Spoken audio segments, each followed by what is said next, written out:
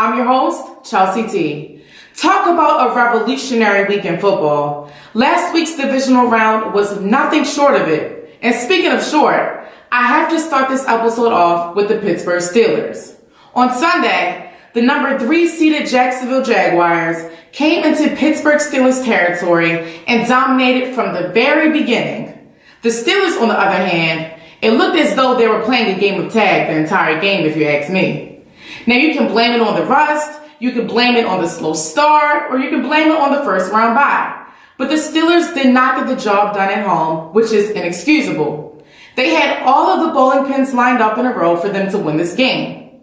What I will say is that the Jaguars played an all-around sharp game. Their defense stepped up to the plate, and the Steelers' defense didn't. They didn't even get a body on Blake Bortles once.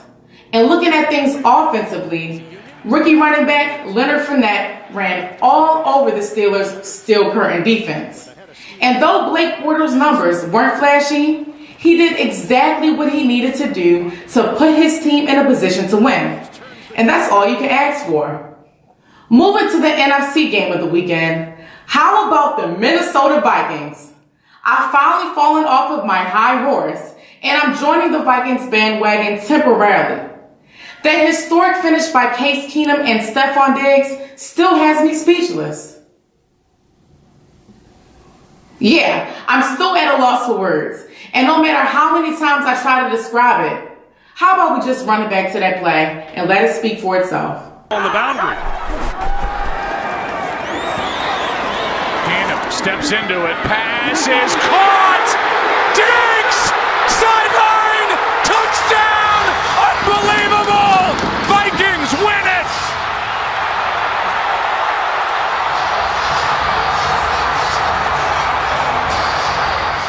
When watching that, you can't help but to believe that a higher power is being manifested in this team.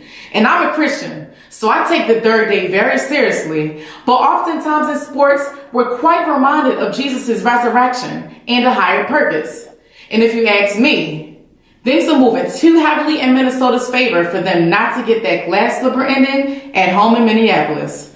And we all know how I feel about the Eagles. Well, not the Eagles, but specifically Nick Foles. I've witnessed numerous Super Bowl miracles, and I would not mind adding Minnesota to that resume.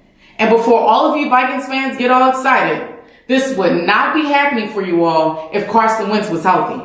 Sorry to ruin the moment for you all, but best of luck to you all on Sunday. Let me just vent and say that in this world of sports, you never overlook an opponent, especially when you couldn't even put up a touchdown against that opponent in Week 5. Let me backtrack for y'all.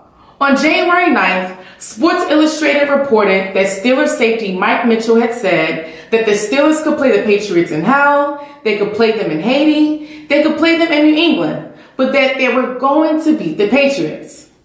Last time I checked, the divisional round comes before the AFC Championship game, right? And if the Mayans did any justice with the Mayan calendar, January 9th is 5 days before the Steelers hosted the Jaguars. So I'm a bit confused. So excuse me while I try to compartmentalize this, but a similar scenario took place for Jaguars cornerback Jalen Ramsey. I ain't got too much to say, but y'all make sure y'all bring that same energy out here next week and the week after. We going to the Super Bowl and we gonna win that beautiful thing.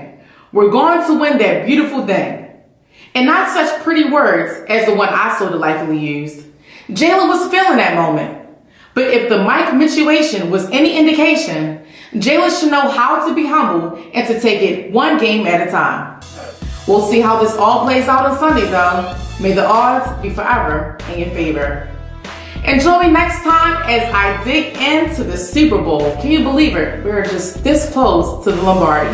But thank you all for joining me tonight, and join me next time. But also remember that your day is never complete without a dose of tea with Chelsea T. Thanks for watching.